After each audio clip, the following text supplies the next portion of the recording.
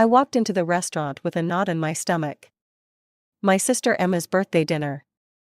Any other year, I'd be excited, but tonight all I felt was dread. The waiter led me to our table where my parents and relatives were already seated, with Emma at the center of attention as usual. "Lucy, finally," my mom called out, "we were about to order without you." Emma, now turning 28, flashed that smile she always uses when she wants something. "Hey sis, glad you could make it." I gave her a quick hug and sat down at the empty seat they'd saved for me. My dad was already 2 drinks in, laughing too loudly at something my uncle said. My mom was fussing over Emma's hair, and my cousin was showing everyone pictures of her new baby. I should probably introduce myself. I'm Lucy, 36 years old, working as a marketing director at a tech company. I've always been the responsible one in the family, especially when it comes to Emma. For the past 10 years, I've been her safety net, paid for her college, helped her get a job at my friend's company, fronted the cash for her car, and for the past 5 years, I've been paying her rent. Why? Because that's what family does, apparently. At least, that's what my parents have drilled into me since Emma was born. She's your little sister, Lucy, you need to look out for her. And I did, I still do, but sometimes I wonder if I've done too much. "Let's order," my dad announced, waving over the server, and then it's present time. The dinner itself was fine. We ate overpriced pasta, drank decent wine, and listened to Emma talk about her job at the marketing agency where I'd helped her get hired. She'd been there 3 years and was totally due for a promotion soon, the same thing she'd been saying for the last year and a half.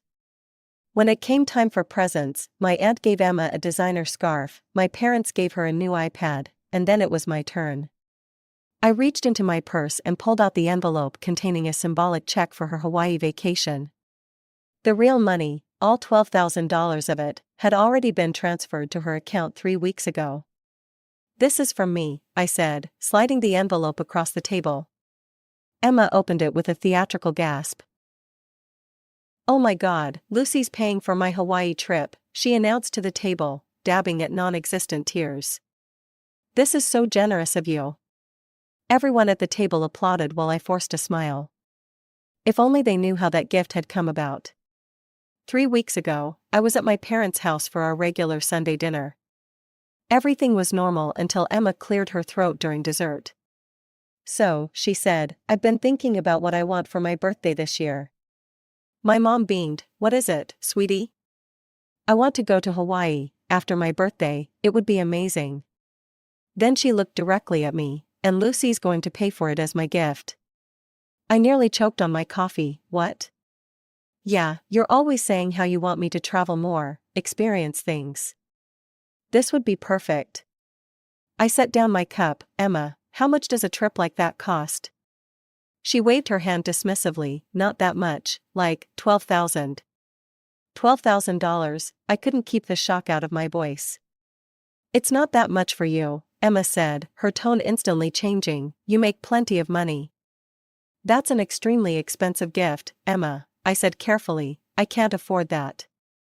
"Can't afford it? Or just don't want to spend it on me?" Her eyes narrowed. "You're so cheap, Lucy. You make 6 figures and you're too selfish to give your only sister a decent birthday present." "Emma, I paid for your entire college education. I helped you buy your car. I'm currently paying your rent. I've been supporting you for a decade." "That's what family does," she shouted, standing up. "We don't count the money we spend on each other." God, you're so bitter. My parents just sat there, saying nothing as Emma stormed out of the room. When the front door slammed, I turned to them. "You can't seriously think I should pay for this?" My dad frowned. "Lucy, you do earn more than she does. And you know she's always wanted to go to Hawaii," my mom added. "I have my own expenses," I protested. "I'm trying to save for my future too." "Your sister needs your help," my dad said firmly. "Family comes first." I left their house that night feeling like I was losing my mind. Was I crazy for thinking a $12,000 vacation was an unreasonable gift? For the next week, my phone buzzed constantly with texts from both Emma and my parents. Emma is so upset you don't think she deserves this. She works so hard and just wants one nice vacation. You have more than enough money to help your sister. Don't be selfish, Lucy. I held out for as long as I could, but after days of this, I finally broke. I transferred the money to Emma's account with a simple text, "Happy birthday. Enjoy Hawaii." Her response? "Thanks. Knew you'd come through." And now here I was, watching everyone praise my generosity, completely unaware it had been practically extorted from me. As Emma soaked in the attention, showing everyone the resort where she'd be staying, I felt a small sense of relief.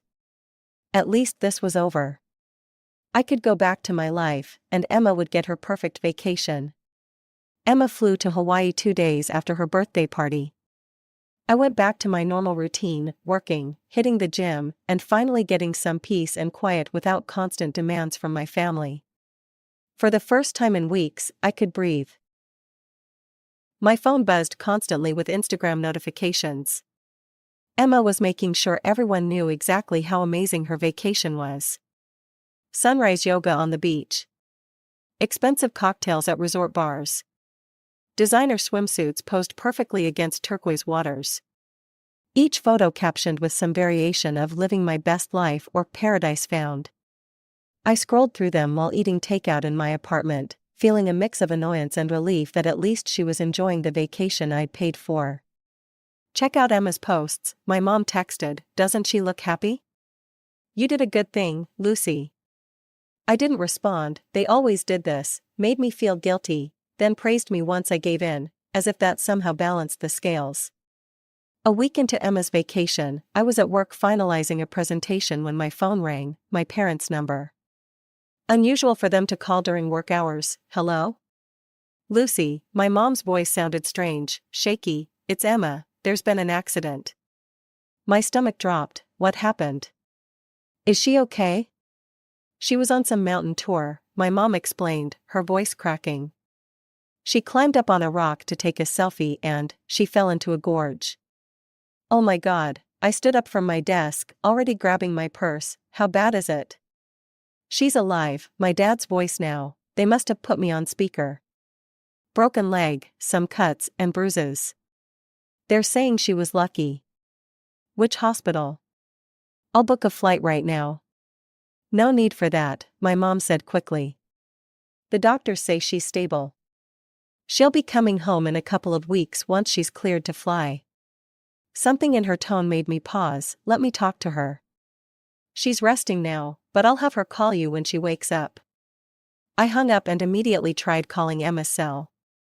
To my surprise, she answered. "What?" Her voice was cold, flat. "Emma, are you okay? Mom and Dad just told me what happened. I'm in the hospital, can't talk now." Her voice sounded distant, almost hostile. "Do you need anything? Should I come?" She cut me off. "No, I have to go." The line went dead. I stared at my phone, confused. I'd expected her to be upset or in pain, but not angry. I couldn't understand why she was being so cold with me. For the next 2 weeks, I tried calling her several times, but she either didn't answer or spoke briefly before hanging up. My parents gave me updates, but they were strangely vague. Something wasn't right, but I couldn't put my finger on what. When Emma was finally scheduled to return, I offered to pick her up from the airport. "Actually," my mom said hesitantly, "Emma asked if we could come get her instead." "But why?"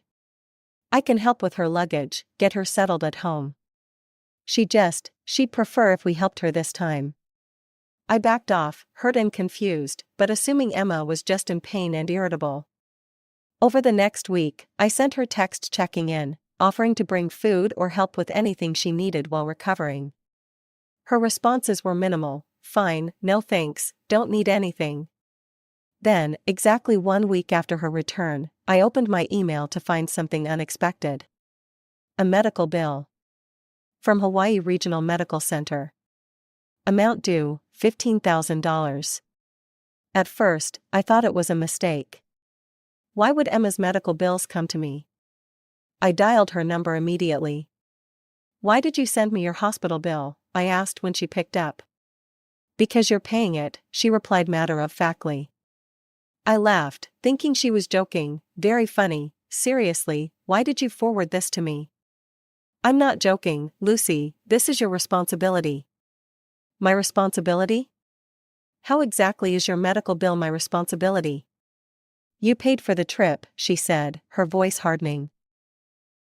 If you hadn't sent me to Hawaii, I wouldn't have gotten hurt. I nearly dropped my phone. Are you serious right now? You wanted that trip, you begged for it. You climbed a rock to take a selfie. And you paid for it, she shouted. Which makes you liable. If you don't pay this bill, I'll sue you and get the money anyway. Sue me? Have you lost your mind? This is insane, Emma. Whatever, you have the bill, pay it by the end of the month. Her tone was so dismissive, so entitled, I could hardly believe it was my sister speaking. I'm not paying a cent, I said firmly, this is ridiculous. We'll see about that, she snapped before hanging up. I paced around my apartment, too angry to sit still. How dare she? After everything I'd done for her over the years, now she expected me to foot the bill for her own carelessness? I thought back to how they'd pressured me into paying for the vacation in the first place, the constant texts, the guilt trips, the family dinner ambush. When I'd calmed down enough to think clearly, I called my parents. Surely they would see how unreasonable Emma was being. Mom, Dad, did you know Emma sent me her medical bill and is demanding I pay it? There was a pause, too long to be anything but meaningful. Well, my dad finally said, her travel insurance didn't cover all the treatment. And, I prompted. And she doesn't have that kind of money, my mom added softly. I couldn't believe what I was hearing. Are you saying you think I should pay it? You did pay for the trip, honey, my mom said. And you know Emma's still struggling financially. This is insane, I said, I'm not paying for her hospital bills. That's not how this works. Lucy, be reasonable, my dad started.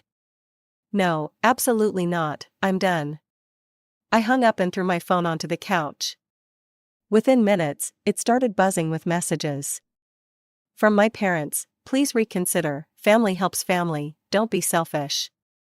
And from Emma, hope you're ready to go to court, selfish bastard, pathetic spinster with nothing better to do than count your money. Each message made my blood boil hotter than the last. I was done being their ATM, done being manipulated into footing the bill for everything. I sat at my kitchen table, shaking with anger as I scrolled through Emma's texts. The names she called me, greedy, selfish, bitter spinster, each one hurt more than the last. 10 years of support, and this was how she repaid me. I opened my laptop and logged into my bank account. I needed to know exactly how much I'd spent on Emma over the years. My fingers moved quickly through folders of financial records I'd thankfully kept organized. College tuition, $42,000 for 4 years at state. Car payment, $9,500, half of her Honda. Rent payments, $1,250 per month for 5 years, $75,000. I kept digging, emergency dental work when she cracked a tooth. The professional wardrobe I bought when she started her job. The loan for her security deposit that was never repaid. The list grew longer, the total higher.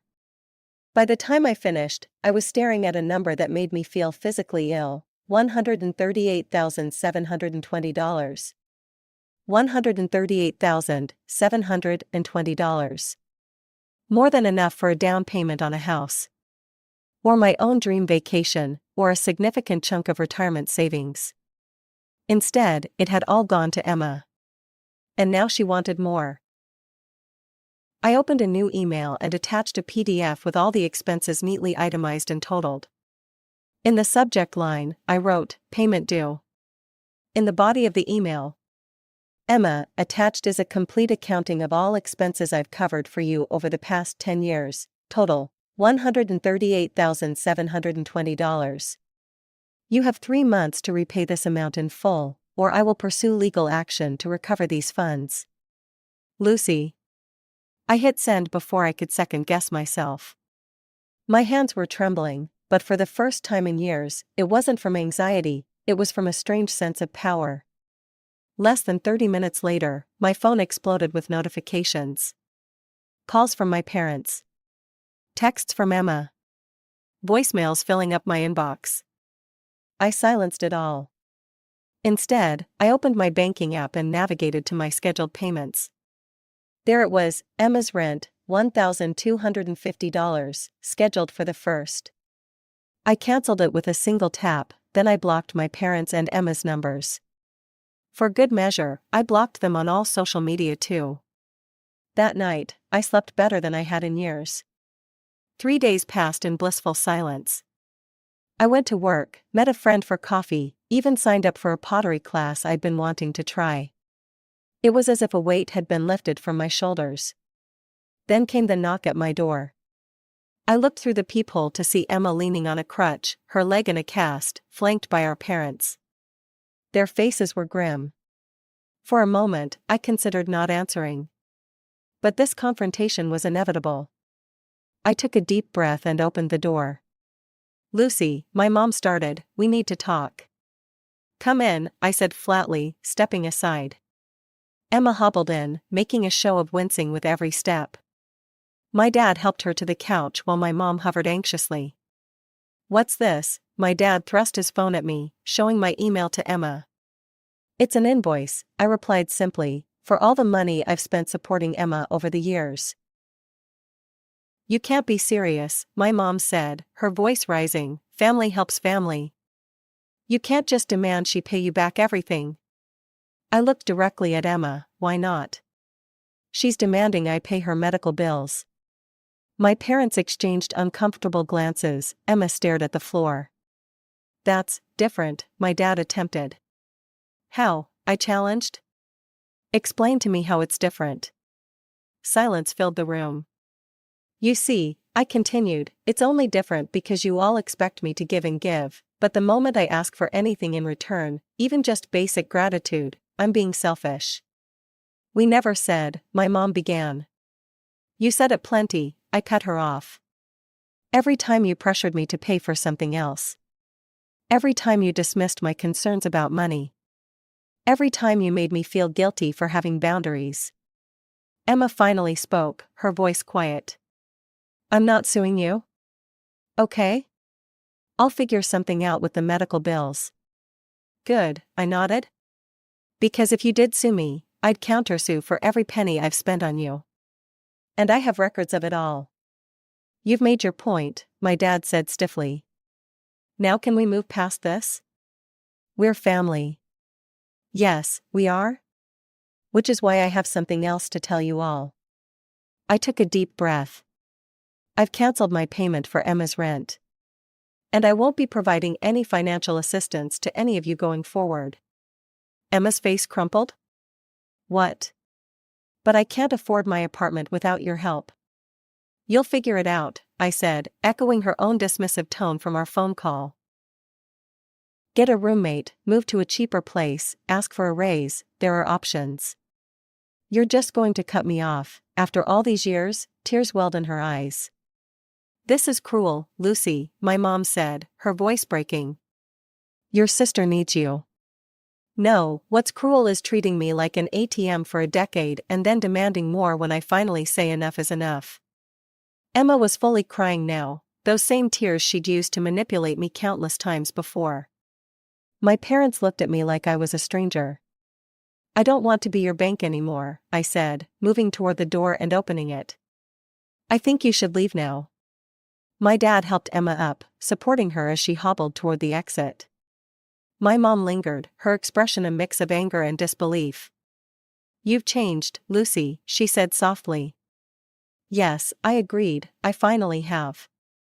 The next few weeks were strange. The silence from my family created both a void and a freedom I wasn't used to. I filled my newly available time with things I enjoyed, reading, hiking, reconnecting with old friends who'd faded into the background while I was constantly handling Emma's crises. I started therapy, trying to understand the dynamics that had led to this situation. Why had I let it go on so long? Why did I feel responsible for everyone else's happiness? Just as I was starting to find my footing in this new reality, my assistant buzzed my office intercom. "Lucy, your sister is here to see you." I closed my eyes, centering myself. "Tell her I'm in a meeting. She says it's urgent, and, she's making quite a scene in reception." Of course she was. Emma never could take no for an answer. "Send her in," I sighed. The door opened, and there was Emma, still in her cast, looking as pitiful as possible. She'd dressed down, I noticed immediately, worn jeans, a plain t-shirt, minimal makeup. The opposite of her usual polished appearance. A calculated move to appear desperate and broke. "Lucy," she said, her voice catching dramatically, "please, I need to talk to you." "What do you want, Emma?" I asked, gesturing for her to sit down. She lowered herself into the chair across from my desk, adjusting her crutches against the wall. Her eyes were red-rimmed, her hair pulled back in a messy ponytail instead of her usual perfect blowout. "I can't pay my rent," she said, her voice small. "They're going to evict me." I leaned back in my chair. "That's unfortunate." "Lucy, please, I need you to reconsider. Just until I can figure something out. I don't have anywhere else to go." "What about Mom and Dad's place?" She grimaced. "Their house is so small, and with my leg like this." She gestured at her cast. "I need my own space to recover." "You mean you need me to continue paying for your lifestyle?" "It's not like that," she insisted, her voice rising slightly. Then, seemingly remembering her strategy, she softened again.